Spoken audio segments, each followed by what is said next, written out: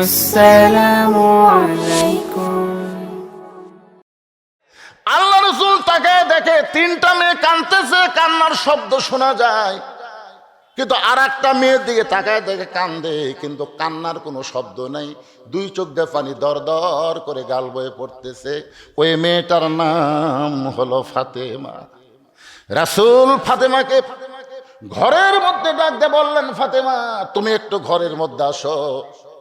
ফাতেমা কাঁদতে কাঁদতে যখন ঘরের ভিতরে যায়, আল্লাহ নবী বলেন, ফাতেমা রে, তোমাদের মা দুনিয়া থেকে বিদায় নিয়েছে। ওগো ফাতেমা, তুমি কি জানো তোমার মা বিদায় নেওয়ার আগে আমাকে দুইটা ওসিয়ত করে গেছে। ওসিয়ত পালন করা হলো ওয়াজিব। তোমার মা ওসিয়ত করেছে তোমার মাকে তুমি গোসল করাতে হবে, তোমার মাকে তুমি কাফন পরাতে হবে। ফাতিমা বললেন, বাবা আমার আরো তিনটা বোন আছে, তাদেরকে সঙ্গে নিয়ে কি মা গোসল করাতে পারবো না? তাদের সঙ্গে নিয়ে কি মাকে কাফনের কাপড় পরাতে পারবো না? আল্লাহ রাসূল বললেন, ফাতেমা তোমার মা শুধু তোমার ব্যাপারে ওসিয়ত করেছে, অন্য কাউকে সঙ্গে নেওয়া যাবে না। এখান থেকে আপনারা খেয়াল করবেন, ওসিয়ত পালন করা ওয়াজিব। তাহলে খাদিজা যদি ওসিয়ত করতে পারে, আপনারা ওসিয়ত করবেন, মরার আগে ওসিয়ত করবেন, কোনো বেনামাজি আমার কবর যেন না খোঁড়ে। কয়জন ঠিক করলেন? কয়জন? কারণ এখনকার অধিকাংশই কবর খোঁড়ে বেনামাজিরা। জোরে কোন কারা? আমার এলাকার কেউ মরলে ওরাই 5 জন। তো বিড়ি খাই কবর খোঁড়ে আপনি বাধা দিচ্ছেন? এই কথা কন না কেন? যে ব্যক্তি বিড়ি খায়ের কবর খোঁড়ে আপনি বাধা দিচ্ছেন? খোঁড়ার মানুষ নাই কেন? খোঁড়ার মানুষ নাই কেন? আপনি দুনিয়াতে একটা বাড়ি তৈরি করতেছেন, যেই বাড়িতে আপনি থাকারই কোনো গ্যারান্টি নেই। সেই বাড়ি যদি 3 তলা 4 তলা করেন, আপনি যেমন তেমন মিস্ত্রি দিয়ে বাড়ি বানাবেন? তাহলে দুনিয়ার ভালো বাড়ি বানাতে ভালো মিস্ত্রি যদি আপনি খোঁজ করেন, যে কবরে আপনাকে 50,000 বছর থাকা লাগবে, সেই কবর খোঁড়ার জন্যে ভালো মিস্ত্রির দরকার আছে না নাই? যেরকম আছে না নাই? এক ওয়াক্ত নামাজ পড়ে না, মাটি খোঁড়ে আর বিড়ি খায়, ওরা কবর খুলবে। খালি কবরও যাইয়া দেখে, যাওয়া মাত্র প্রশ্ন উত্তরের আগেই শুরু হবে, কে রে বিড়ি খোর তোর কবর খুললো কে? খাদিজার মতন একজন মহিয়সী নারী ওসিয়ত করেছে, আমি যখন দুনিয়া থেকে বিদায় নিব, আমার ফাতেমা আমাকে গোসল করায় দিবে, আমার ফাতেমা আমাকে কাপড়ের কাপড় পরায় দিবে। ফাতেমা বলতেছেন, বাবা আরো 3টা বোনকে বাদ দিয়া আমার ব্যাপারে মা ওসিয়ত কেন করেছে? আমি কি আপনার কাছে শুনতে পারি না? রাসূল বলে, ফাতেমা তাহলে শোনো, একদিন গভীর রাত্রে তোমার মা আমার হাতটা বুকের মধ্যে নিয়ে পাগলির মতন হাসতেছে। আল্লাহ রাসূল বলে, খাদিজা আপনার কি হলো? আপনি ঘুম থেকে উঠে আমার হাত বুকের মধ্যে হাসতেছেন কেন? খাদিজা বলে, হুজুর আপনি আমার ছোট মেয়ে ফাতেমাকে চেনেন? আল্লাহ রাসূলকে খাদিজা বলতেছে, ওগো আল্লাহর নবী, আমার ছোট মেয়ে ফাতেমাকে আপনি চিনেন? রাসূল বলতেছে, আমি হলাম বাবা, আপনি হলেন মা, এই চিনবো না কেন? এইটা কেমন কথা? খাদিজা বলে, হুজুর আপনি বাবা হয়েছেন, শুধু জানতে পারবেন, চিনতে পারবেন না, কারণ কোন সন্তান কেমন এটা বাবা জানে না, এটা জানে তার মা। বাবা জানে কিন্তু চিনবি না। আজকে যেই ছেলে কোরআনের মাহফিলের সামনে বসে আছে, আর যে ছেলেরা রাস্তায় ঘুরতেছে কোরআনের মাহফিল আসতেছে না, অনেকগুলো ছেলে ওয়াজ শুনতে শুনতে উঠে চলে যাচ্ছে, আবার অনেকগুলো ছেলে রাস্তা থেকে এসে কোরআনের মাহফিলে বসতেছে। এটা কেন হচ্ছে এরকম? এটা বাপের কারণে নয়, এটা হলো মায়ের কারণে। বাবা আনন্দে মাতিয়া সাগরে ভাসাইয়া সেই যে চইলা যায়, খবর লয় না। মাজন ধরিয়াই উদরে কতই যত্ন করে, ধরিয়াই উদরে কতই যত্ন করে, 10 মাস পরে পায় প্রসবের বেদনা। এমন দরদি ভবে কেউ হবে না আমার মা গো। মা পেটে নিয়ে যদি নামাজ পড়ে, 4 মাসের বাচ্চা, এদিকে শোনেন, কি রে মন কোন দিকে দেন? 4 মাসের বাচ্চা পেটে নিয়ে মা রুকুর থেকে সেজদাত গেছে, পেটের মধ্যে বাচ্চা একটু চাপ খাচ্ছে। ফেরেশতারা বলতেছে, আল্লাহ দেখো তোমার বান্দি রুকুর থেকে সেজদায় যাওয়ার কারণে পেটের মধ্যে বাচ্চা চাপ খেলো, বাচ্চার কি কষ্ট হয় না? আল্লাহ বলে, ফেরেশতা সাক্ষী থাক, যেই মা পেটে বাচ্চা নিয়ে নামাজ পড়তেছে ওই মা শুধু নিজে নামাজ পড়তেছে না, পেটের বাচ্চাকেও নামাজি বানায়া দিচ্ছে। এই যে রমজান মাসে হোটেলের দরজা কালো পর্দা দিয়ে ভিতরে যারা খায়, এরা কোন মাল?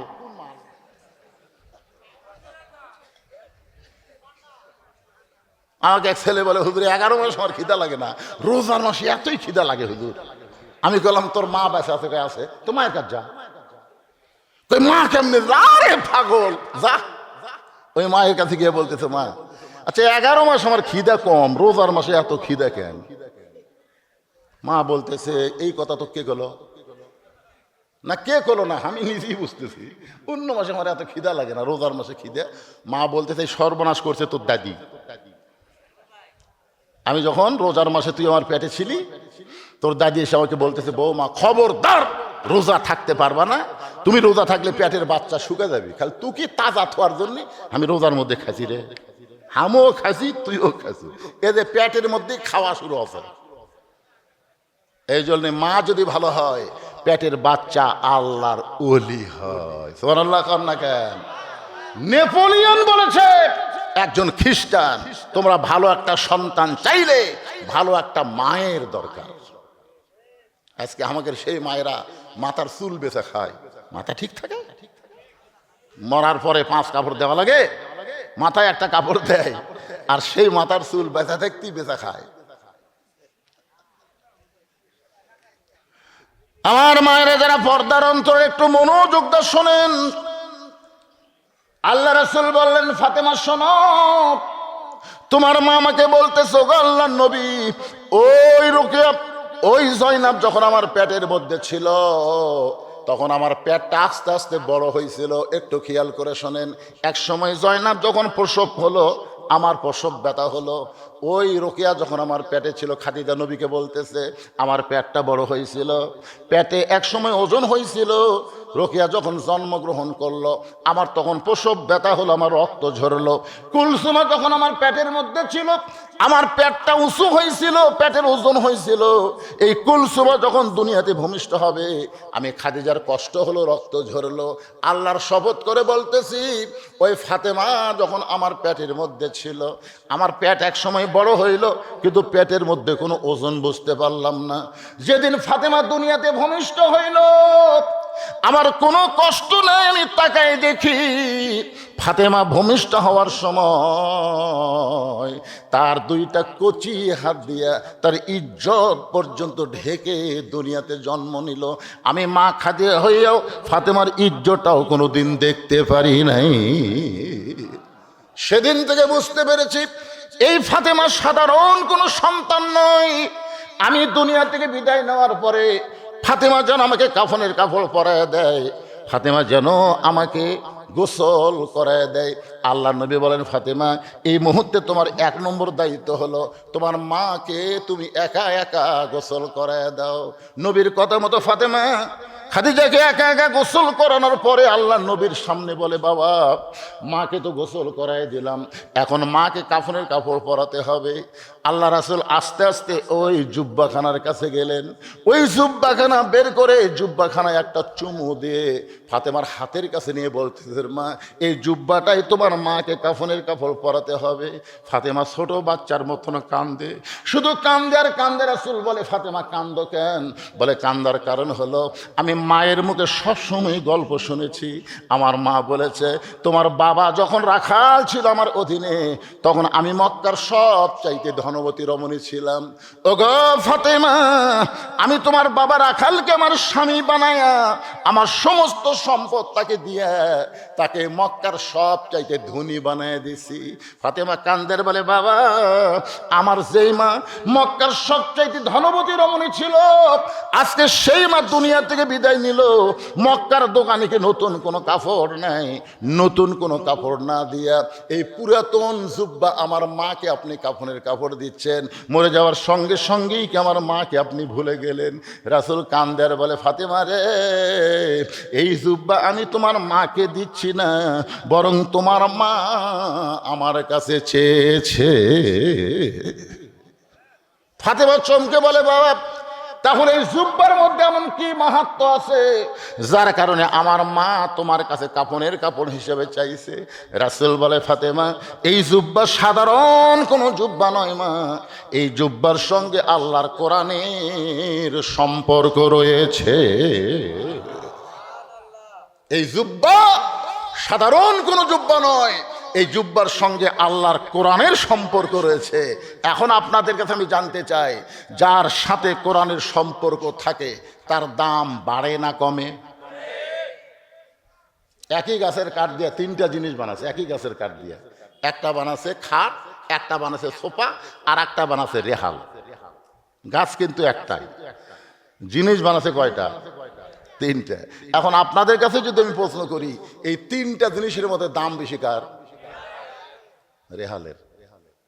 কি চিন্তা করে দেখেন, খাটের সাথে মানুষের সম্পর্ক, সোফার সাথে মানুষের কথা কয় না, সোফার সাথে আর রেহালের সাথে। তাহলে কোরআনের সম্পর্ক থাকার কারণে একটা রেহালের দাম যদি বেড়ে যায়, সেই কোরআনের সাথে আমাদের সম্পর্ক করার দরকার আছে না নাই? কারা কারা করবেন? আল্লাহকে একটু হাত দেখান তো দেখি, আল্লাহ দেখান। আল্লাহ, আল্লাহ দেখো, আল্লাহ তোমার পাগল বান্দারা এই হাত টান টান করে তোলেন। এটাই অডিও হচ্ছে, ভিডিও হচ্ছে, এই ক্যামেরা তারে পাগলা আল্লাহর ফেরেশতারা আল্লাহর কাছে ভিডিও পাঠাচ্ছে। আল্লাহ তোমার বান্দারাই গভীর রাত্রে তোমার কোরআনের সঙ্গে সম্পর্ক করার জন্যে দুই হাত তুলে তোমাকে দেখায়, এই হাতগুলো তুমি কবুল করে নাও। জোরে বলে আল্লাহুম্মা আমিন। হাত নামান, লিল্লাহি তাকবীর। এখন এই কোরআনের সঙ্গে সম্পর্ক রাখতে গেলে আপনাদেরকে কেউ যদি জঙ্গি কয়, যদি রাজাকার কয়, এই যে কিছুদিন আগে একজন পাগড়িওয়ালা টুপিওয়ালা সংসদ সদস্য হানজালা, নাম শোনেন? আর্মির সাথে মুসাফা করে মসজিদে নামাজ পড়তে যাচ্ছে, সংসদ থেকে কেবল বের হয়েছে, ইতিমধ্যে কে যেন বলতেছে ওই যে জঙ্গি এমপি তাই।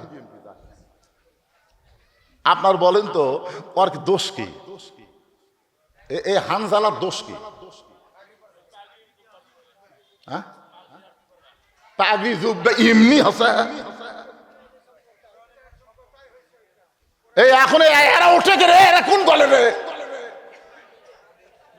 এরা কোন দলের?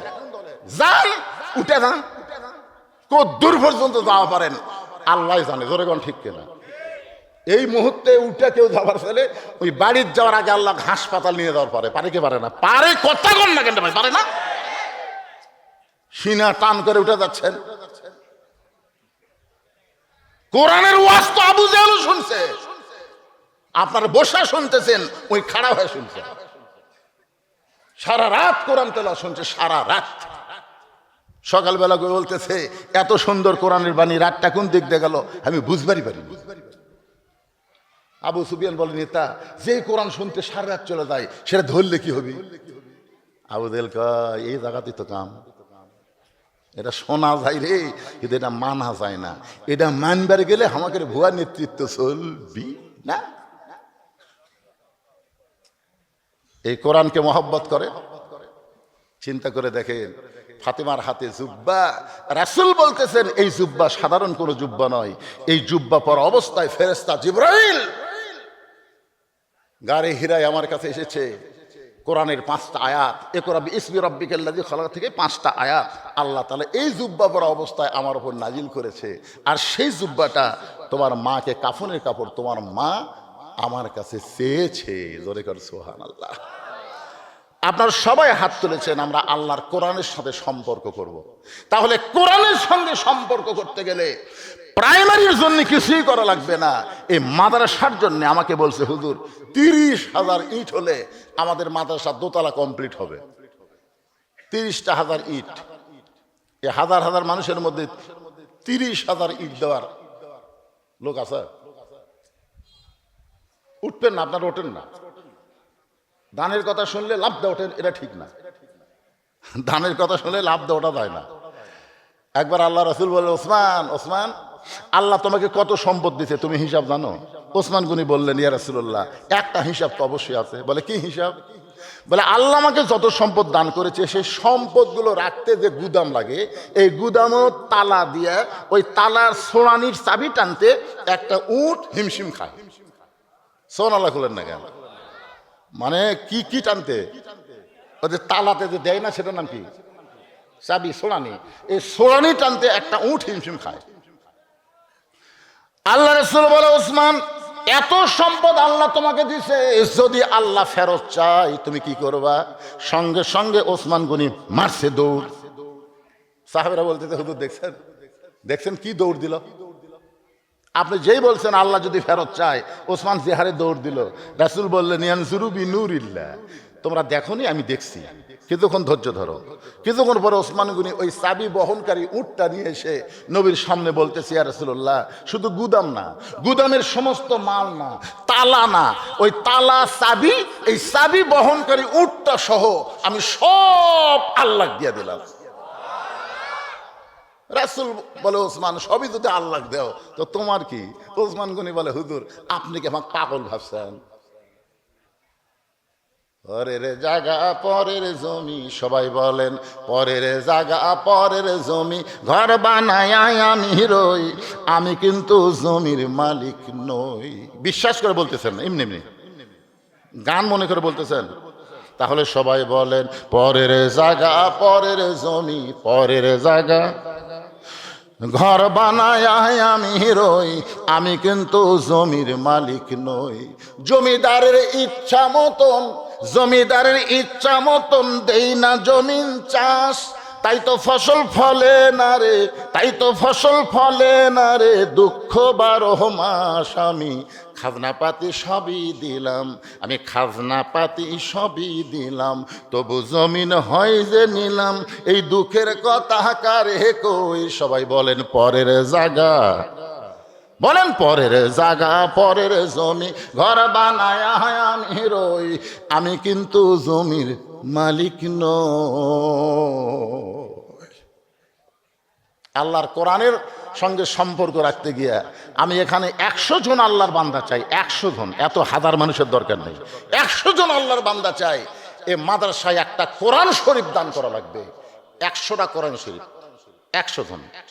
কেউ যদি মনে করে হুজুর আমি 1,20টা দিব, এক কোরআন শরীফ বাবদ মাত্র 500 টাকা, আপনি 500 টাকা দিবেন, এই নবীর মাদ্রাসায় একটা কোরআন শরীফ দান করার সওয়াব আল্লাহ আপনার আমলনামায় দিবে।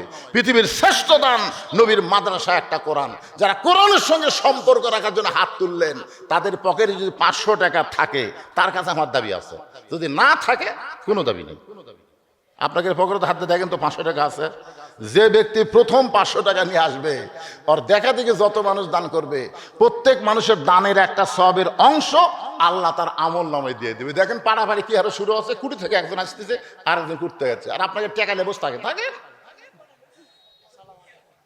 500 টাকা নেওয়ার জন্য ভিতরে পাঠাবো না, 10 টাকা 20 টাকা যখন লাগবে তখন ভিতরে ব্যাগ যাবে। এই কোন আল্লাহর পাগল পকেটে 500 টাকা রাখছেন? কোরআন শরীফরে পৃথিবীর শ্রেষ্ঠ দান, নবীর মাদ্রাসা একটা কোরআন, মাশাআল্লাহ। ছেলে বাইরে আছে, ছেলের জন্য দোয়া চাই, বাবা কোরআন শরীফ বাবদ 500 টাকা দান করলো, আপনি হাতত রাখেন, ওটি ব্যাগের মধ্যে আগে ঢুকাবেন না, 100টা হওয়া লাগবে। আর একজন কোরআন শরীফ বাবদ 500 টাকা দান করছে, আল্লাহ দানকে কবুল করেন। আসেন আসেন, তাড়াতাড়ি আসেন, আসার পরই বসে যাবেন। কেউ যদি মনে করে হুজুর আমি 1টা দেবো, কেন আমি 10টা দেবো, 5,000 দেন, 20টা দিব, 10,000 দেন, 2টা দিব, 1,000 দেন, মাশাআল্লাহ। আর একজন কোরআন শরীফ বাবদ 500 টাকা দান করছে, আল্লাহ দানকে কবুল করেন। আর একজন কোরআন শরীফ বাবদ 500 টাকা দান করছে, আর একজন কোরআন বাবদ 500 টাকা দান করছে, আল্লাহ আপনি কবুল করেন। আপনি খালি গুনবেন, আপনি মন খারাপ করতেছেন, খালি গুনবেন কয়টা হয়, আমি বেন সেরে দেয় বারে, জর্দি টাকা গুনতেছে, কোরআন শরীফ বেন আমার এটি হয়ে যায় রে। লিল্লাহে তাকবীর। আপনাদের কৃতি সন্তান মুমিনুল ইসলাম না, 20টা কোরআন শরীফ বাবদ 10,000 টাকা ধরে বলেন মারহাবা, মাশাআল্লাহ। আল্লাহ তোমার আরেকজন বান্দা কোরআন শরীফ বাবদ 500 টাকা দান করছে, আল্লাহ কবুল করেন। আরেকজন কোরআন বাবদ 500, আরেকজন কোরআন বাবদ 500 টাকা দান করলো, আল্লাহ দানকে কবুল করেন। একজনও লড়াচড়া করবেন না, বাকি ওয়াজ শুনে তারপরে আমরা যাবো। তিনটা জিনিস নবীর কাছে চাইছে, জোরে কোন কয়টা? একটার উপর কথা চলতেছে। মাশাআল্লাহ, একটা যুবক ছেলেরে, কি নাম রে ময়না তোর রে? একরামও, দেখেন কিন্তু কি সুন্দর যুবক ছেলে, টাকার বড় দরকার, নেট কিনবার পারে না, পেট্রোল কেনার পয়সা নাই, আর 500 টাকা কোরআন শরীফ বাবদ দান করলো। আল্লাহ দানটাকে কবুল করেন, কোরআনের সৈনিক হিসেবে তাকে কবুল করে, আল্লাহুম্মা আমিন। আল্লাহ তোমার আরেকজন বান্দা আমার ভাই কোরআন শরীফ বাবদ 500 টাকা দান করছে, আল্লাহ দানকে কবুল করেন। এর মধ্যে সব লেন, সব একসাথে লেন, সব। আরেকজন কোরআন শরীফ বাবদ 500 টাকা দান করছে, আল্লাহ দানকে কবুল করেন, আল্লাহুম্মা আমিন। আপনারা কি ছাত্র ব্যাগ দিয়ে টাকা তুলছেন ভিতরে? সেই 10 টাকা 20 টাকা সব আদায় এই মুহূর্তে শেষ করে দিয়ে আমি আবার আলোচনায় ফিরে যাব। ব্যাগ ভিতরে যাচ্ছে 10 টাকা 20 টাকা, যিনি যা পারবেন আল্লাহর রাস্তায় দান করবেন। এখানে এমন কোন আল্লাহর পাগলকে আছে যে মাদ্রাসার জন্য 1000 ইট দিবেন, 500 ইট দিবেন, এরকম কোন পাগল যদি থাকে তাহলে নামটা লেখায় দিবেন। আল্লাহর একজন বান্দা কোরআন শরীফ বাবদ 500, বিদেশ আছে ছেলে, ছেলের জন্য কোরআন শরীফ বাবদ 500 টাকা দান করলো। আর একজন আল্লাহর বান্দা কোরআন শরীফ বাবদ 500 টাকা দান করছে, আল্লাহ কবুল করেন, লিল্লাহি তাকবীর। আল্লাহর একজন পাগল 4টা কোরআন শরীফ বাবদ 2000 টাকা দান করেছে, আল্লাহ দানকে কবুল করেন। এই ভাই একটা তাকবীর দেওয়ার জন্য রেডি হন তো, লিল্লাহি তাকবীর। শাহজালাল 1000 ইট জোরে বলেন মারহাবা। আপনারা যারা মাহফিল নষ্ট করতেছেন, অজাতা উঠে কোরআনের মাহফিল যারা নষ্ট করতেছেন, আপনারা কি মাদ্রাসার শত্রু? আপনারা কি মাদ্রাসার শত্রু? এই মুহূর্তে যারা উঠতেছে এরা তো ভালো মত বোঝাচ্ছে না।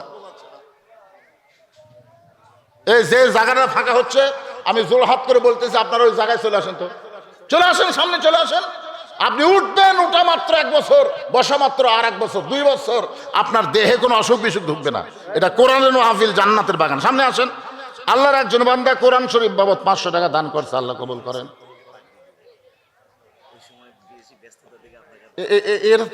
এর জীবনে শুনিনি।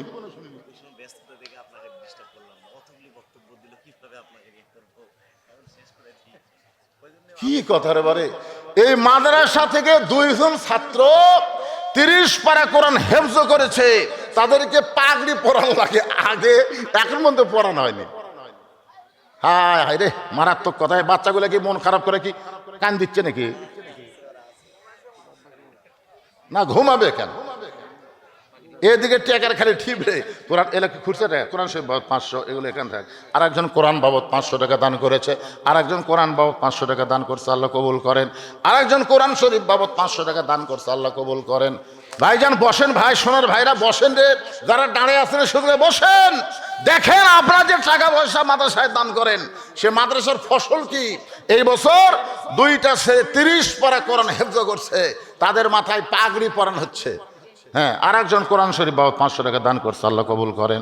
আর একজন 4টা কোরআন শরীফ বাবদ 2000 টাকা দান করেছে, আল্লাহ দানকে কবুল করেন। আল্লাহ নেক নিয়ত নেকাশা পুরা কর, আল্লাহুম্মা আমিন। মাদ্রাসার বাচ্চারা ভিতরে ব্যাগলে নামো, এই মাদ্রাসার বাচ্চারা এই ভিতরে ব্যাগলে নামো, ভিতরে ব্যাগলে নামো। 10 টাকা 20 টাকা যিনি যা পারবেন শেষ আদায় করে আমি আবার আলোচনা শুরু করবো। আর একজন কোরআন শরীফ বাবদ 500 টাকা দান করছে, আল্লাহ দানকে কবুল করেন। ভাই যারা দান করবেন আপনারা দান নিয়ে আসেন। আর হুজুর আপনি নাম বলে দেন, 2 জনের নাম বলে দেন। সবাই এই ফাঁকটা বন্ধ করে একটু সামনে আসেন তো, আসেন। ফাঁকের মধ্যে শয়তান ঢোকে, যারা গেছে চলে গেছে, অসুবিধা আছে? আপনারা বলেন তো, ধানের বিশাল একটা ঠিপের ভিতরে সবই ধান, সিটা থাকে না? এই সিটা কখন বোঝা যায়?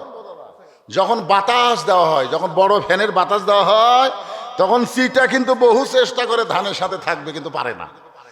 ধানের মতোই ঢপ ভরে, বোঝা যায় না, কিন্তু বাতাস দিলে বোঝা যায় ওর মধ্যে কি নাই, ওর মধ্যে দানা নাই। ধরে এখন কি নাই? আপনারা বলেন তো, ধান আর সিটা পাতান, ধানের মধ্যে কি আছে? চাউল আছে, চাউল নাই। কিন্তু সিটা পাতানের মধ্যে চাউল আছে। তো যখন আদায় শুরু করা হয়, তখন সিটা পাতান যারা বুঝলেন, এরা থাকতে পারে না, এরা উড়ে চলে যায়। আর যাদের মধ্যে দানা আছে, ইমান আছে, তারা কেউ যায় না। এই জন্য যারা বসে আছেন আপনারা ইমানদার দানাদার চাউল আছে ভিতরে, এই ধান। আপনারা একটু সামনে চাপে আসেন তো ভাই, এই ফাঁকা জায়গাটা পুরা করে সামনের দিকে আসেন, জিকির করেন আর সামনে আসেন। লা ইলাহা ইল্লাল্লাহ, লা ইলাহা ইল্লাল্লাহ, লা ইলাহা ইল্লাল্লাহ, লা ইলাহা ইল্লাল্লাহ, লা ইলাহা ইল্লাল্লাহ, লা ইলাহা, লা ইলাহা ইল্লাল্লাহ মুহাম্মাদুর রাসূলুল্লাহ। সকলে বলি সাল্লাল্লাহু আলাইহি সাল্লাম। এখন ফাতেমা বুঝবার পারছে এই জুব্বার দাম আছে না নাই, এ জোরেগান আছে না নাই। ফাতেমা জুব্বাখানা নিয়ে মা খাদিজাকে পড়ানোর জন্য যখন রওনা দিলেন, মা খাদিজা যেই ঘরের মধ্যে, খুবই গুরুত্বপূর্ণ কথাটা মনোযোগে শুনবেন, ফাতেমা জুব্বাখানা নিয়ে মা খাদিজাকে পড়ানোর জন্য যখন রওনা দিলেন, ফাতেমার সামনে সামনে আর আল্লাহর নবী পিছনে পিছনে হাঁটতেছেন। মানে খাদিজা যেই ঘরের মধ্যে আছে, খাদিজার দেহখানা যে ঘরের মধ্যে আছে, ওই ঘরের দিকে ফাতেমা যখন হাঁটতেছে, আল্লাহ রাসূল ফাতেমার পিছনে পিছনে হাঁটতেছে। অথচ আল্লাহর কোরআনে আপনারা দেখতে পাবেন, নবী যখন রাস্তা চলবে তখন নবীর সামনে কেউ যাইতে পারবে না। আল্লাহর নবী যখন কথা বলবে তখন নবীর কথা বন্ধ করে নবীর মুখের উপরে কেউ কথা বলতে পারবে?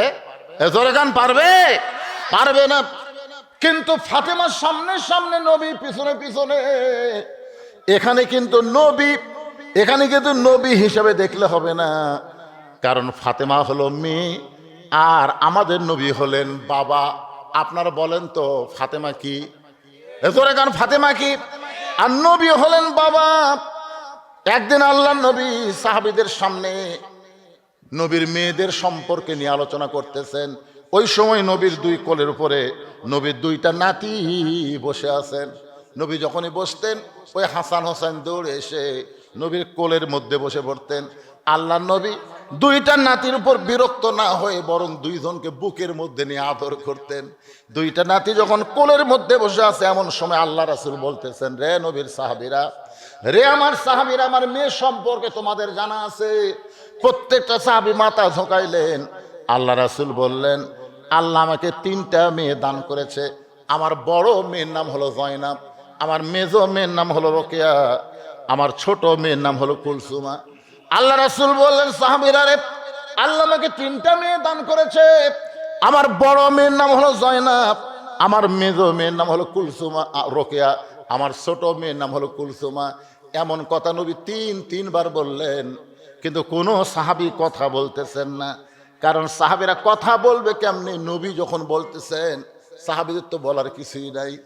কোন সাহাবী যখন কথা বলেন, এমন সময় হাসান হোসেন দুই ভাই নবীর কোল থেকে লাফ দিয়ে উঠছে। উঠে এবার হোসাইন হাসানকে বলতেছে, ভাইজান, আমাদের নানা, আমাদের মা গরিব বলে আমাদের নবীর মেয়ে এইটা নানা ভুলে গেছে। দেখো ভাই, তিনবার 3টা মেয়ের নাম করলো, কিন্তু আমাদের মা গরিব বলে আমাদের মাকে মেয়ে বলে স্বীকার করে না। চলো ভাই, আমরা দুইজন এই অহংকারী মানুষের সঙ্গে আর নাই। এই কথা বলে হাসান হোসেন যখন কানতে কানতে যাবার চায়, আল্লাহ রাসূল দুইজনের হাত ধরে হ্যাঁচকা টান দিয়া কোলের মধ্যে নিয়ে কপালে চুমো দিয়ে বললেন, ভাইজান, তোদের মা যেমন তোদের মা হয়, ফাতেমা তেমন আমার মেয়ে না, আমার মা।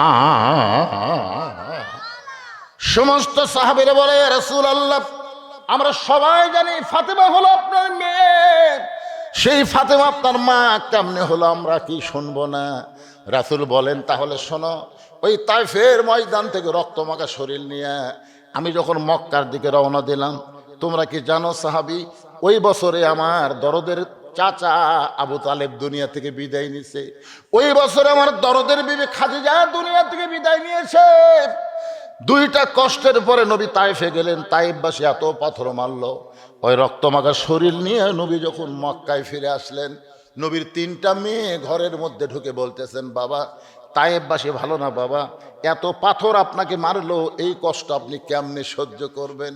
আল্লাহ রাসূল বলে, সাহাবীরা রে, তিনটা মেয়ে মেয়ের মতন কথা বলে যখন ঘর থেকে বাইরে যায়, এমন সময় আমার কলিজার টুকরা ছোট মেয়ে ফাতেমা ঘরের মধ্যে ঢুকে দরজা বন্ধ করে দেয়।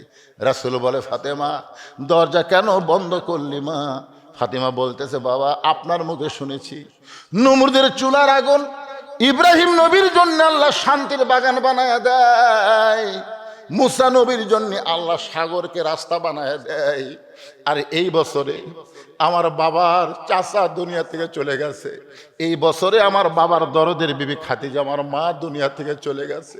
ওগো বাবা, আপনি তাইফে যে আল্লাহর কলেমার দাওয়াত দিবার গেলেন, আপনি তো নিজের ভোট চাইতে যান নাই, নিজের কোনো সম্মান চাইতে যান নাই, আপনি আল্লাহর কলেমার দাওয়াত দিবার গেলেন।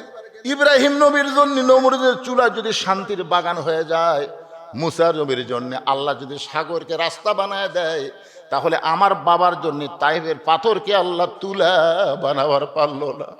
আমার বাবার জন্য আল্লাহ তাইফের পাথরকে তুলা বানাবার পারলো না? আজকে পাথরগুলো যদি তুলা হইতো আমার বাবার শরীরে লাগতো, কিন্তু রক্ত ঝরতো না। আমার বাবার দুনিয়াতে কেউ নাই, এমনকি আরশের আল্লাহ পর্যন্ত আমার বাবার পক্ষে না।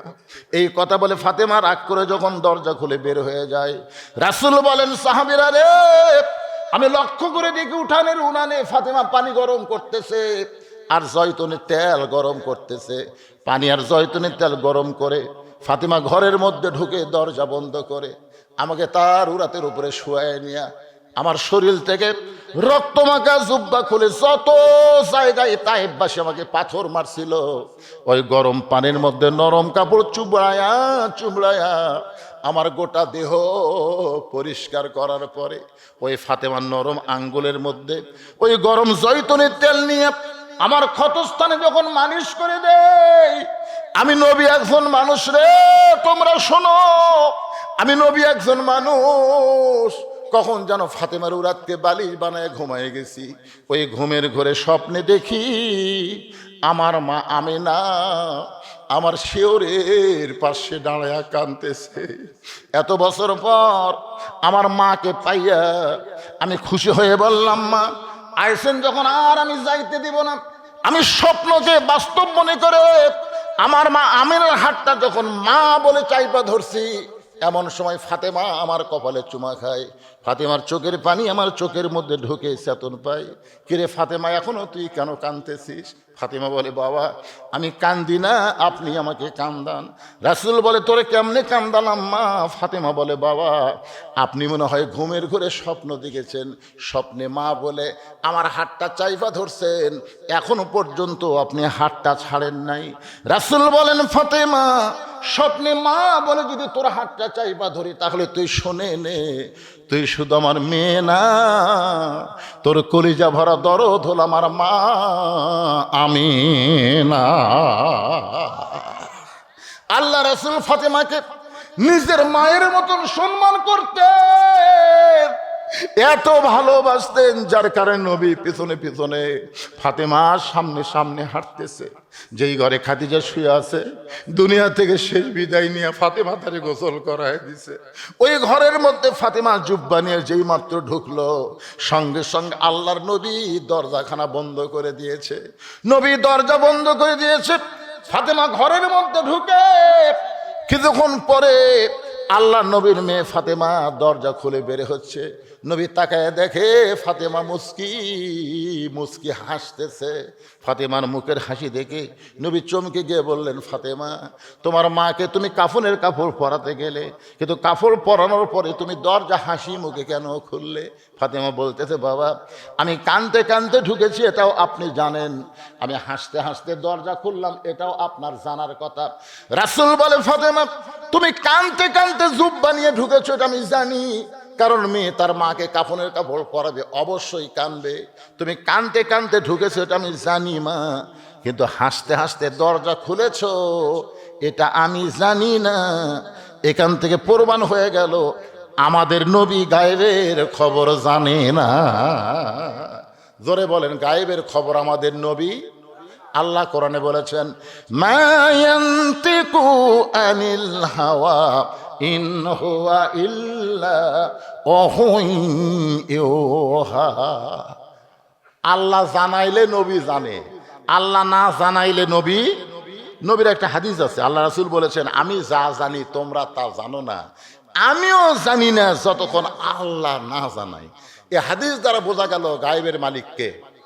আরো জোরে, অনেক ভণ্ডরা বলে আমাকে বাবাও নাকি গায়েব জানে।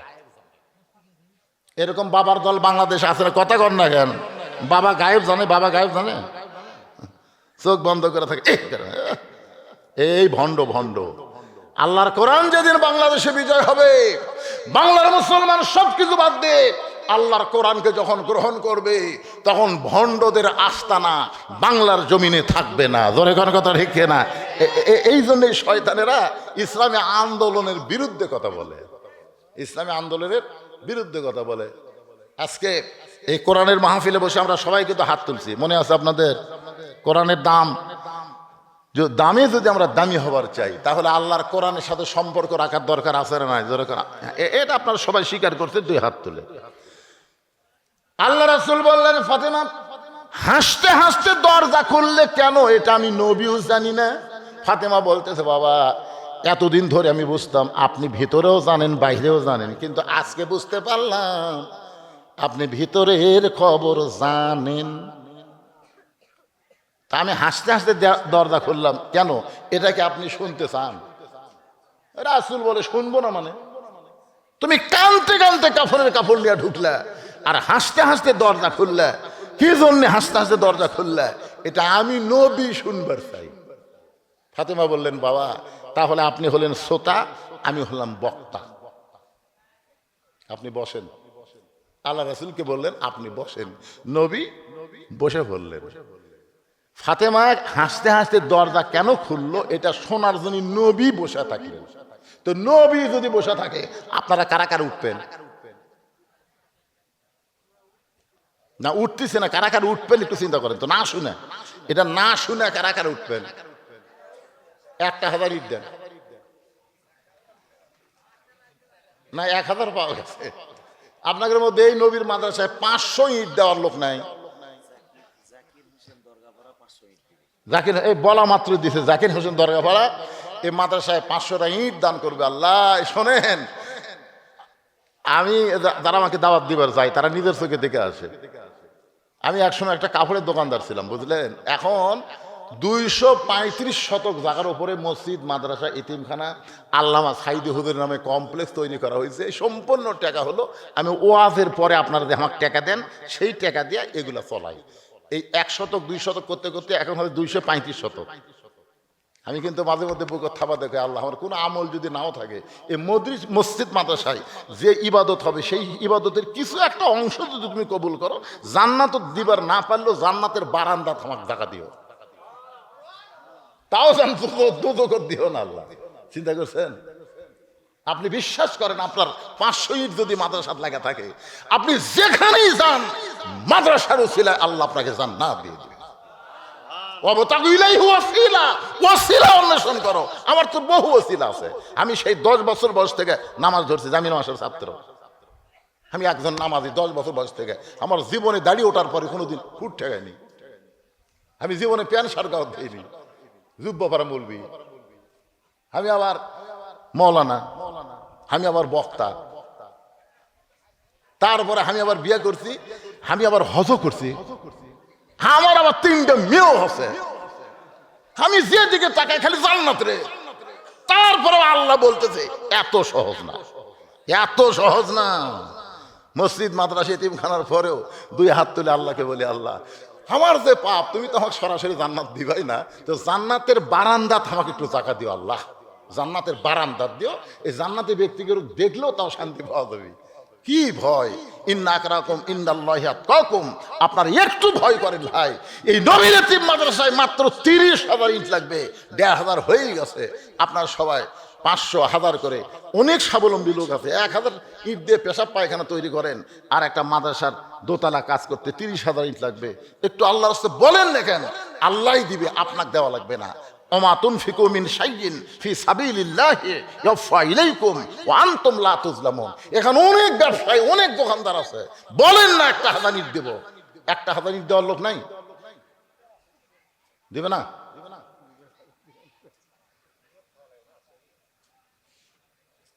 আচ্ছা, এ আপনাদের এই গ্রামের নাম কি? মিঠাপুরের কারা কারা আছেন হাত তোলেন তো দিকে। মিঠাপুরের একেবারে খেলে মাথা লড়াই রে। মিঠাপুরের কারা কারা আছেন হাত তোলেন। আচ্ছা, এই মিঠাপুর বাদ দিয়া কারা কারা আছেন তারা একটু হাত তোলেন তো দেখি। মিঠাপুর বাদ দিয়া হাত নামান। তার মানে বোঝা গেল আপনারা সব বাইরের লোক।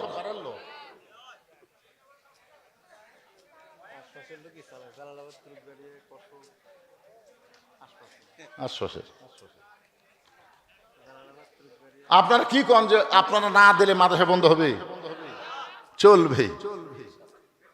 আপনাদের মধ্যে এমন কোন লোক মনে করতেছে না, কিন্তু যেদিন ডাক পড়িবে কবর মাঝে যাইতে, জোগাড় কিছু করছো বন্ধু তার মাঝে বিছাইতে। কিন্তু যেদিন এটা আগামীকাল হতে পারে, আপনি নিয়ত করেন হুজুর বহু কিছুই করলাম, ছেলে আমার বিদেশে আছে, আমার ছেলে হাজার হাজার টাকা প্রতি মাসে পাঠায় দেয়, আমি সেখান থেকে ছেলের সুস্থতার জন্য কামাই বরকতের জন্য যে হারে মধ্যপ্রাচ্যের বোম মারতিছে, ধরে কোন কথা ঠিক কিনা? ইরান কিন্তু পাগলা হয়ে গেছে, কখন কুড়ি মারতেছে তা ঠিক নাই। আয় আয় আমেরিকাত লাগাল না, বাহরাইনে মারতেছে, কাতারে মারতেছে, কুয়েতে মারতেছে, সৌদি আরবত মারতেছে। মধ্যপ্রাচ্যে আপনার ছেলেরা আছে, একটু সুস্থতার সুন্দর থাকার জন্য দোয়ার জন্য একটা বাপ কি পারলেন না একটা হাজানির দিবার? লিল্লাহে তাকবীর। শাহজালালের আর এক ভাই, তার নাম কি? আর এক ভাইয়ের নাম কি? মাশাআল্লাহ, বাপ মরে গেছে, শাহজালাল 1000 দিছে, আবার তার ভাইও 1000 দিবে, তাহলে 2500 হয়ে গেছে। 27.5 কি লাগবে?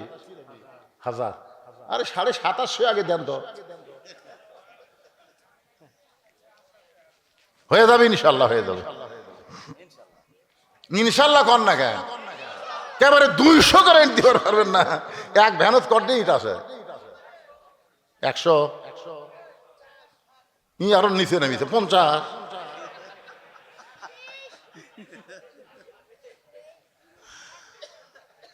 দেখেন এখন রাত বাজতেছে 12:30, এই ছোট বাচ্চারা কিন্তু লড়েনি। মানে এরা এত পাগল বুঝছে, এই গাড়ির থেকে যখনই নামি, এরা গাড়ির গেট খুলে আমি নামতেই কয় এটাই বুঝলু রে। এরা জীবনে আমার হুজুর কয়নি। আপনারা যারা মুরব্বী তারা কিন্তু বলেন এটাই হুজুর রে, কিন্তু এরা সরাসরি বলে বুঝলু। মানে ও আর শুনতে শুনতে আমার নামটা এত মুখস্থ, আজ মাইকিং করে না বজলু রশিদ, এ শুনে শুনে আর রশিদ টশিদ কিছু হয়নি, সরাসরি বজলু, এটাই বজলু। এই জন্য এরা সামনে বসছে ভাই, সব লড়লেও এরা লড়তেছে না। দেখেন এমন ভাবে ডাবা বসে আছে। আমরা দোয়া করব এই সন্তানদের মাগুলোকে আল্লাহ যেন কবুল করে, ধরে কেন আমিন। কোরআনের মাহফিলের সামনে কাতারে আমার মাসুম বাচ্চারা বসে গেছে, এদের মায়ের জন্য বাবার জন্য দোয়া করার দরকার আছে না নাই? আল্লাহ রাসূল বসে আছে, ফাতেমা বলতেছেন বাবা আপনার জুব্বাখানা যখন আমি আমার মাকে পরাবার যাই, আমি যখন আমার মাকে পরাবার যাই, ইয়ানজুরু বিনুরিল্লাহ, এই গুরুত্বপূর্ণ কথা, তোমরাও মনোযোগ দিয়ে শোনো।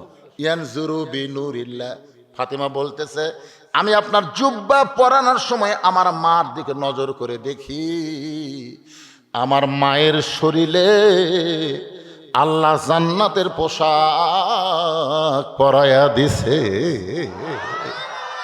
সঙ্গে সঙ্গে আল্লাহ নবী বসে থেকে মাটির উপরে হাত দিয়ে এত জোরে কান্না শুরু করে দিলেন। ফাতেমা চমকে গিয়ে বলে বাবা আমি মনে করেছিলাম আমার মাকে জান্নাতের পোশাক পরানোর কথা শুনে আপনি আনন্দ করবেন, কিন্তু কাঁদতেছেন কেন?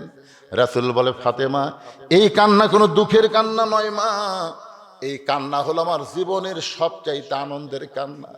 তুমি জানো না ফাতেমা, আল্লাহ যখন আমাকে নবুয়ত দিল, সর্বপ্রথম আমাকে কে নবী বলে স্বীকার করবে, আমি যখন নানা রকম চিন্তার মধ্যে ছিলাম, ও ফাতেমা তুমি শুনে খুশি হবে, সর্বপ্রথম যিনি আমাকে নবী বলে স্বীকার করেছে তিনি হলেন তোমার মা, আমার বিবি খাদিজাতুল কুবরা। সর্বপ্রথম বউ হইয়া নবী বলে স্বীকার করা, এটা কি চারটিখানির কথা? নিজের বউ কিন্তু আমি 3টা কথা অনেক মাহফিলে বলি, দেখবেন বড় বড় ডাক্তার যারা, তাদের বইয়ের বাচ্চার সিজার করা লাগে না। দেখবেন মৌলানার বাড়িতে কোনোদিন মিলাদ লাগে না, আর পীরের বউ কোনোদিন মুরিদ হয় না। কারণ প্রত্যেকটা পীরের বউ জানে আমার পীর মাঝে মধ্যে মুরিদের বইয়ের দিকে চোখ মারে, ওই লুচ্চার হাতে মুরিদ কে হবে। আমার মতন বক্তাকে কোনো বউ কিন্তু সহজে হুজুর মানে না, কারণ জানে হুজুর হওয়া বড় কঠিন। কিন্তু সর্বপ্রথম আমাদের নবীকে যিনি নবী বলে স্বীকার করেছেন, তিনি হলেন নবীর বিবি। এই কারণে আমার নবীর বাহিরেও যেমন ভিতরেও তেমন। আল্লাহ বলেছেন, লাকাদ কানা লাকুম ফি রাসূলিল্লাহি উসওয়াতুন হাসানা। সফলতা যদি পাবার চাও তাহলে অন্য কাউকে নয়, নবীকেই তোমাদের আদর্শ হিসাবে গ্রহণ করে না। কোনো হুজুর চলবে না, কোনো পীর চলবে না, আদর্শ হিসাবে গ্রহণ করতে হবে আল্লাহর নবী। জোরে বলেন কে? নিজের হাতে নবী খাদিজাকে কবরের মধ্যে নামায় দিলেন। কবরে নামায় দেওয়ার পরে সবাই যখন কবর ছেড়ে চলে যায়, আল্লাহর নবী খাদিজার কবর ছাড়েন না। ঘন্টার পর ঘন্টা হয়ে গেল, কবরে মুনকির নাকির আসতেছে না। এক সময় আল্লাহ ডাক দেওয়া, হাবিব, সবাই খাদিজার কবরে মাটি দিয়ে চলে গেল, আপনি কেন খাদিজার কবর ছাড়েন না? রাসূল বলে, আল্লাহ আপনি সবই জানেন, জানার পরও যখন শুনতে চান তাহলে শোনেন। আমার খাদিজার কবরে কি আপনি মুনকির নাকির পাঠাবেন না? খাদিজা কবরের প্রশ্নের উত্তর দিবার পারবে না, আমি নবী তার পক্ষে উত্তর দেওয়ার জন্য কবরের পাশে দাঁড়ায় আছি। আল্লাহ বলে, হাবিব, আজকে আপনি শুনে নেন, আপনি শুধু খাদিজাকে ভালোবাসেন তা কিন্তু না, আমি আল্লাহ খাদিজাকে ভালোবাসি। নবী বলেন, আল্লাহ আপনি আমার দরদের বিবি খাদিজাকে কেন ভালোবাসেন? আল্লাহ বলে, হাবিব রে, এই দুনিয়াতে কবরকে স্মরণ করে, দুনিয়ার জীবনে কবরকে স্মরণ করে ইন্না লিল্লাহি ওয়া ইন্না ইলাইহি রাজিউন। কোন বনের পাখি তুমি, আইলারে কোন বনে, আবার কোন বনেতে যাইতে হবে, পড়ছে নাকি মনে? এই দুনিয়াতে কবরকে স্মরণ করে চোখের পানি বের করে যারা কান্দে, আমি আল্লাহ তাদের জন্য কবরের প্রশ্ন সহজ করে দেই। আর যারা নামাজি, যারা নামাজি, ইমাম গাজ্জালি বলেছেন, কোন নামাজি ব্যক্তি যদি নামাজ পড়া অবস্থায় দুনিয়া থেকে বিদায় নেই, মনে করেন জোহরের নামাজ পড়ছে, আসর আগে মারা গেছে, আসর নামাজ পড়ছে, মাগরিবের আগে মারা গেছে, ফজর নামাজ পড়ছে, জোহর আগে মারা গেছে, অর্থাৎ নামাজ পড়ার পরে সে মারা গেছে। অসুস্থ হওয়া সেটা ভিন্ন কথা, কিন্তু নামাজ পড়ার পরে আর এক নামাজ আসার আগে মারা গেছে, ওই ব্যক্তিকে যখন কবরে রাখা হয়, কবরে রাখার পরে মুনকির নাকির এসে প্রথম প্রশ্ন করে, মান রব্বুকা, তোমার রবকে? এই প্রশ্ন যেই করে তখন নামাজ খাড়া হয়। নামাজ বলে, মুনকির নাকির, কাকে রব সম্পর্কে প্রশ্ন করতেছ? তখন বলতেছে, যে ব্যক্তি কবরে ঘুম পাড়তেছে, চেতন পায় না কেন, একই। তখন নামাজ বলতেছে, পাগলা, আমি হলাম ওই ব্যক্তির নামাজ। তুমি যাকে রব সম্পর্কে প্রশ্ন করতেছ, তুমি জানো এই ব্যক্তি প্রতিদিন কয় ওয়াক্ত নামাজ পড়ছে? তাহলে এক বছরে কত ওয়াক্ত? এই বাচ্চা 70 বছর, 70 বছর দৈনিক 5 ওয়াক্ত করে হলে 70 বছরে কত ওয়াক্ত নামাজ পড়ছে হিসাব দে। মুনকির নাকির কয়, ভাই আমাকে তো ক্যালকুলেটর নাই রে। আচ্ছা, তাহলে এটা তো ওয়াক্তর কথা বললাম, 5 ওয়াক্ত হলো 70 রাকাত ফরজ, তাহলে 70 বছরে 17 গুন্দে। আমাকে তো হিসাব জানা নাই। এই খালি ফরজ না, সুন্নত পড়ছে, নফল পড়ছে, এই মসজিদে যাই আর কাম কি শোন। মুনকির নাকিরকে বলতে স্যার কাজই হলো নিয়ত বান্দার পরই আলহামদুলিল্লাহি রব্বিল আলামিন। আলহামদুলিল্লাহি রব্বিল, কি প্রশ্ন করতেছো? মান রব্বুকা। নামাজের নিয়ত বান্দার পরে কি বলছে? আলহামদুলিল্লাহ রব্বিল আলামিন। রুকুত যা বলছে সুবহান রাব্বিয়াল আজিম, সেজদাত বলছে সুবহান রাব্বিয়াল আলা। তে এতবার রব রব রব রব করে আসে, কেবল কবর ঘুম আছে, আবার রব। মুনকির নাকির কয়, ঠিকই তো তাই রে, যে লোক দুনিয়াতে এতবার রব রব করে কেবল কবরত ঘুমাচ্ছে, আবার রব। আল্লাহ আল্লাহ কি হয়েছে? বলে, তোমার বান্দাকে মান রব্বুকা প্রশ্ন করার পরে নামাজ যে হিসাব করা শুরু করছে, নামাজ যে খেপা খেপছে, আল্লাহ বলতেছে পাগলা যে নামাজ নিয়ে কবরে যাচ্ছে, তার শুধু রব না রে, তার সব উত্তর আমি আল্লাহ দিয়ে দিলাম। ধরে কারণ সুবহানাল্লাহ। ভাইজান, এই জন্যে সময় থাকতে সজাগ হন। যে কোনো সময় আমাদের মৃত্যু হবে, যে কোনো সময়। ইন্না সালাতা তানহা আনিল ফাহশাই ওয়াল মুনকার। নামাজই পারে মানুষকে যাবতীয় খারাপি এবং ফাহিশা কাজ থেকে হেফাজত করতে। জোরে কর কথা ঠিক কিনা? আমাদের ভাগ্য ভালো, বর্তমান বাংলাদেশের প্রধানমন্ত্রী উনি একজন নামাজি ব্যক্তি। উনি কি কথা কয় না কেন? তারেক জিয়া যে নামাজি, এ ব্যাপারে সন্দেহ আছে আপনাদের? খুব ভালো নামাজি, উনি খুব ভালো নামাজি, কিন্তু উনি খালি একলা তো ভালো নামাজি হলে হবে না। এই জন্য সংসদে নামাজ কায়েমের বিল উত্থাপন করা লাগবে। জোরে কোন কথা ঠিক কিনা?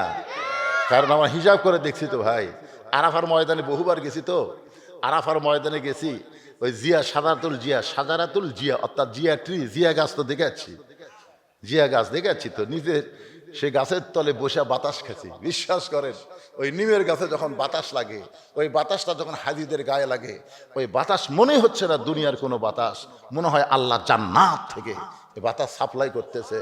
আরাফার ময়দান এমন একটা জায়গা, যে জায়গায় কোনো পাপীও যদি মনে করে যে আমি পাপ আছে, তাহলে তার গুনাহ হবে।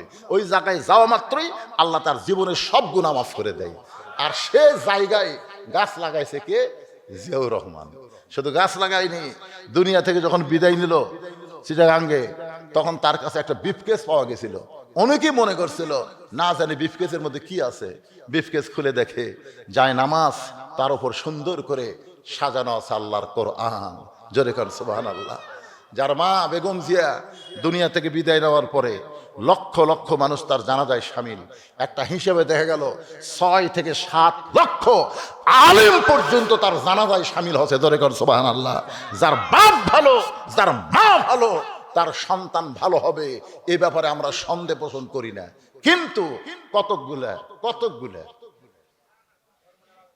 আশেপাশে আছে, এগুলো ব্যাপারে তারেক জিয়াকে সতর্ক হতে হবে। বহু মিডিয়া আছে, এই মিডিয়ার মাধ্যমে আমাদের বগুড়ার সন্তান, শহীদ জিয়ার সন্তান, খালেদিয়ার সন্তানকে বলবো, আপনি শুধু একা নামাজে হলে হবে না। কু আনফুসাকুম ওয়া আহলিকুম নার, জাহান্নামের আগুন থেকে বাঁচতে গেলে একলা নামাজি হলে হবে না, সবাইকে নিয়ে জাহান্নামের আগুন থেকে বাঁচা লাগবে। জোরে কোন কথা ঠিক কিনা? আজকে আমাদের যুবকদের চরিত্র সুন্দর চরিত্র করতে গেলে নামাজ কায়েমের আন্দোলন ছাড়া কাজ হবে না ভাই। নামাজি পারে ফালিয়াবুদু রাব্বা হাযাল বাইত, ওই ঘরের মালিকের তোমরা গোলাম হও। তোমাদেরকে সাথে সাথে 2টা পুরস্কার দেওয়া হবে। 1 নম্বর পুরস্কার হলো তোমাদের রিজিকের কোনো পেরেশানি থাকবে না। 2 নম্বর পুরস্কার হলো যাবতীয় ভয় ভীতি থেকে আল্লাহ পুরাপুরি নিরাপত্তা দিয়ে দিবে। আল্লাহ যেন আমাদেরকে জামাতবদ্ধভাবে ফজরের নামাজ সবাইকে আদায় করার তৌফিক দান করে। সকলে বলি আল্লাহুম্মা আমিন। আর এক হাজার আছে মিলের মালিক আসলাম তার পিতামাতার জন্য আরো 1000 ইট দান করলো। সর্বসাকুল্যে 3500 হয়ে গেল। 3500 হয়ে গেছে। হ্যাঁ ভাই, কিছু দিবেন? আপনি ইট দিবেন নাকি? তাহলে 500 দিয়ে 4000 করেন না, সবাই মনে করবে কি 3500 হলো, আর 500 দেওয়ার কেউ নাই। আপনি নাই 500, নজরুল ইসলাম 500, আপনার নাম কি? গোলাম মোস্তফা 500। সবাই বলবে এটা আবার বেয়াসাইদা হলো কে রে? 4500 হলো। 5 ওয়াক্ত নামাজ। নামাজ কয় ওয়াক্ত? 5 ওয়াক্ত নামাজ। 5000। আপনার নাম? বাদেশ আলী। মাশাআল্লাহ, 30,000 জায়গা 5000 হয়ে গেছে। বাদেশ আলী ভাই আমার 500 ইট দান করে হয়ে গেল 5000, আর থাকলো 25,000। ইনশাল্লাহ হয়ে যাবে। তাহলে শুরু করে দেন, আল্লাহর নামে শুরু করবেন বাজারের মধ্যে। হ্যাঁ, কি করবি? হচ্ছে তো, শুরু করলে দিবে। আপনি যেরকম ধান আদায় করবার সবাই দেয়, ইট যখন শুরু করবে ইনশাল্লাহ বাজারের মধ্যে মাদ্রাসা, তো আপনার সবাই যে মাদ্রাসাকে ভালোবাসেন সেটা আমি আমার ছোট ভাইয়ের কাছে শুনছি। সবাই ভালোবাসেন। এই ভালোবাসা আপনাদের রাখতে হবে আল্লাহর কোরআনের সাথে সম্পর্ক রাখার জন্য। জোরে কোন কথা ঠিক কি না? আপনাদের উপজেলা চেয়ারম্যান যেটা ছিল মকে যে প্রধান অতিথি করলেন, উনি কি দিয়ে গেছে আজকে? 10,000 টাকা দিয়ে গেছে নগদ, আর কিছু উপজেলা থেকে বরাদ্দ দেওয়ার কথা। নগদ নগদ দিছে, মাশাআল্লাহ। এদিক দিয়ে বিএনপি নেতার একটা গুণ ভালো, এরা নগদ দেয়। আগেকার গুলা খালি লেখা দিয়ে যেত, ভাই পাওয়া ভাই। বিশেষ অতিথি 10,000 টাকা দিচ্ছে। না ভাই, আমার 10,000 টাকা দান করছে। আগেকার আপনারা জানেন না, আগেকার খবর জানেন না, লেখা দিয়ে যায় 1 টন চাউল এলে খালি দিয়ে গেছে, পাওয়া যায় না, 1 টাকা পাওয়া যায় না। গোষ্ঠী শুদ্ধ খেয়ে গেছে, 1 লাখ টাকা দিবার 1 টাকাও দেয়নি। আর এইবারে বিএনপির এখনো উপজেলা চেয়ারম্যান হয়নি, হচ্ছে হ্যাঁ মকে হচ্ছে উপজেলা চেয়ারম্যান, দাঁড়াবি দাঁড়াবি তাতে 10,000 দিয়ে গেছে লগত লগত। দোয়া কর, ওই জন্য দিছে মানে বিএনপিরে, এরা বিএনপিরে পাগলা। আমাদের একজন বড় ডোনার আছে, হ্যাঁ, কে উনি কি দিছে? উনি 1 মাসে রোজার ইফতারি দিয়েছিলেন এবং প্রত্যেক মাসে মাসে 5,000 প্রত্যেক মাসে মাসে 5,000 টাকা এক ব্যক্তি দেয়। রমজান মাসে রোজাদারের মাদ্রাসার ছাত্র সব ইফতারির টাকা উনি একবারে দিয়ে দিচ্ছে। ওনার নাম হচ্ছে ওমর আলী ডাক্তার। সকলের জন্য দোয়া করা হবে। ভাইজান সবাই যারা দাঁড়িয়ে আছেন একটু আল্লাহর রাস্তায় বসেন, এখন দোয়া হবে। আস্তাগফিরুল্লাহ আস্তাগফিরুল্লাহ ওয়া আতুবু ইলাইহি, আস্তাগফিরুল্লাহ রাব্বি মিন কুল্লি জামবি ওয়া আতুবু ইলাইহি, লা হাওলা ওয়ালা কুওয়াতা ইল্লা বিল্লাহিল আলিয়্যিল আযীম। আল্লাহুম্মা সাল্লি আলা মুহাম্মাদ, আল্লাহুম্মা বারিক আলা মুহাম্মাদ। দোয়া করে দিলাম। আল্লাহুম্মা আমিন। আল্লাহুম্মা আনতাস সালাম ওয়া মিনকাস সালাম, তাবারাকতা ইয়া যাল জালালি ওয়াল ইকরাম। মাবুদ, সেই মাগরিবের নামাজের পর থেকে এত রাত পর্যন্ত তোমার পাগল বান্দা বান্দিরা আরামের বাড়ি ঘুমকে বাদ দিয়া কোরআন হাদিসের মহব্বত কলিজার মধ্যে দিয়া এই জান্নাতের বাগানে বসে বসে কোরআন হাদিস আলোচনা শোনার শেষে আমি গুনাহগারের সঙ্গে রহমতের দরজায় ফকির হয়ে দোকানা হাত তুলেছে। মেহেরবানি করে আজকের মাহফিল আমাদের সকলের হেদায়েতের জন্যে, নাজাতের জন্যে, জান্নাতের জন্যে কবুল করো। এই মাহফিলের শুরু থেকে শেষ পর্যন্ত যত আলোচনা হয়েছে এর মধ্যে যদি ত্রুটি হয়, ভুল হয়, মাফ করে দিও। এর যা হাদিয়া মঞ্জুর করো সোনার মদিনায় নবী পাকের রওজা মুবারকে আল্লাহ কবুল করো। তামাম আম্বিয়ায়ে কেরাম, আসহাবে কেরাম, তাবিনে কেরাম, তাবা তাবিনে কেরাম, তামাম পৃথিবীর মাটির নিচে যত মুমিন মুমিনা শুয়ে আছে আল্লাহ সকলের আরওয়াফরে হাদিয়া কবুল করো। আল্লাহ আমরা যারা হাত তুলেছি আমাদের জনম দুঃখনী মা মা যাদের কবরের ঘরে চলে গেছে আল্লাহ মেহেরবানি করে মায়ের কবরটাকে জান্নাতের টুকরা কবুল করো। বাবার বাড়িঘর সবই আছে, দরদের বাবা যাদের কবরের ঘরে এতিম হয়ে আছে আল্লাহ মেহেরবানি করে বাবার কবরটাকে জান্নাতের টুকরা কবুল করো। আমাদের দাদা দাদি নানা নানি আত্মীয় স্বজন শ্বশুর শাশুড়ি যাদের কবরে গেছে আল্লাহ কবরবাসীদের মাফ করে দাও। এই মাদ্রাসাকে কিয়ামত পর্যন্ত কবুল করো। এই মাদ্রাসার জায়গা জমি দিয়ে মাদ্রাসা নির্মাণ করে 5টা বছরের মধ্যে যারা কবরে চলে গেছে আল্লাহ মাদ্রাসাকে কেন্দ্র করে তাদের কবরকে জান্নাতের টুকরা কবুল করো। আল্লাহ মাদ্রাসার ম্যানেজিং কমিটির সম্মানিত সভাপতি, মাদ্রাসার সহসভাপতি, মাদ্রাসার সেক্রেটারি, মাদ্রাসার কেশিয়ার, মাদ্রাসার দাতা সদস্য যারা সর্বাত্মক মাদ্রাসাকে সহযোগিতা করে মাদ্রাসাকে কেন্দ্র করে তাদের সকলকে জান্নাতি মানুষ হিসেবে কবুল করে নাও। আজকের মাহফিলের সম্মানিত সভাপতিকে আল্লাহ তুমি কবুল করো। আজকের মাহফিলের প্রধান অতিথিকে আল্লাহ তুমি কবুল করো। আল্লাহ সম্মানিত বিশেষ অতিথি আল্লাহ তুমি কবুল করো। সুধীজনদের কবুল করো আল্লাহ। এই গোটা বাজারকে আল্লাহ তুমি কবুল করো। এই বাজারের মধ্যে যারা ব্যবসা বাণিজ্য করে সব ব্যবসার মধ্যে বরকত দিয়ে দিও আল্লাহ। এরা বেশি বেশি মাদ্রাসায় যেন দান করতে পারে এমন ইমানি শক্তি দান করে দিও আল্লাহ। আয় আল্লাহ মাদ্রাসার মুহতামিম, মাদ্রাসার ওস্তাদ, মাদ্রাসার তালবে ইলম আল্লাহ যে 2 জনের মাথায় পাগড়ি পরানো হলো সকলকে আল্লাহ তুমি কবুল করো নগদে বাকিতে। আজকে যারা দান করেছে আল্লাহ এমনকি 10টা টাকাও হলো গামছার মধ্যে যারা দান করে দিল, সব দানগুলোকে কেবলমাত্র জান্নাতের জন্য কবুল করো। আমার মা বোনদেরকে কবুল করো আল্লাহ, পর্দার অন্তরালে পর্দা নিশি হিসেবে তাদের কবুল করে নাও। ছোট ছোট বাচ্চারা বেগুনা মাসুম সামনে বসে ঘন্টার পর ঘন্টা আলোচনা শুনলো আল্লাহ, এই বাচ্চাদেরকে কোরআনের সৈনিক হিসেবে কবুল করো, যুবকদেরকে 5 ওয়াক্ত নামাজি হিসেবে কবুল করো, মুরব্বীদের দ্বীনের দায়ী হিসেবে কবুল করো, হাজী সাহেবদের কবুল করো আল্লাহ। মেহেরবানি করে কে কোন নিয়তে হাত তুলেছে আল্লাহ, সকলের নেক নিয়ত নেক আশাকে আল্লাহ তুমি কবুল করে নাও আল্লাহ। আপনারা সকলে দোয়া করেন, বিশ্বের মাজলুম ইরানকে আল্লাহ হেফাজত করো, জালেম ইসরায়েল আমেরিকাকে আল্লাহ যদি হেদায়েত দেওয়া থাকে দাও, না হলে ধ্বংস করে দাও আল্লাহ। পৃথিবীর মানচিত্রে আমরা জালেম চাই না, মাজলুমকে আল্লাহ তুমি মুক্ত করে দাও। ফিলিস্তিনের মুসলমান, গাজার মুসলমান, কাশ্মীরের মুসলমান সহ পৃথিবীর যত জায়গায় মুসলমান নির্যাতিত আল্লাহ, মুসলমানদের হেফাজত করো। আয় আল্লাহ আমার বাংলাদেশের প্রতি রহম করো আল্লাহ। আল্লাহ ভারতের কোন এক শয়তান বলেছে বাংলাদেশ আমাদের পেটের ভিতরে আছে, আল্লাহ আল্লাহ কোনো বহিঃশত্রুর চক্রান্ত থেকে, বহি উদ্দেশ্য থেকে, চক্রান্ত থেকে আমাদের দেশকে তুমি হেফাজত করো আল্লাহ। মিলেমিশে মহব্বতে আমাদেরকে বসবাস করো তৌফিক দিয়ে দাও। আয় আল্লাহ আমি অসুস্থ, আমার মতো অসুস্থ অবস্থায় যারা হাত তুলেছে সবাইকে সুস্থতার নিয়ামত দান করে দাও। যেদিন আমাদের মৃত্যু হবে দিনটা যেন জুমার দিন হয়, মাসটা যেন রমজান মাস হয়, ইমানের সাথে ইজ্জতের সাথে দুনিয়া থেকে বিদায় নেওয়ার কালে আমাদের জবানে জারি করে দিও লা ইলাহা ইল্লাল্লাহু মুহাম্মাদুর রাসূলুল্লাহ সাল্লাল্লাহু আলাইহি সাল্লাম। আসসালামু আলাইকুম ওয়া রাহমাতুল্লাহি ওয়া বারাকাতুহু। আলহামদুলিল্লাহ, ধন্যবাদ আপনাদের সকলকে। দীর্ঘ সময় ধরে আপনারা অপেক্ষা করে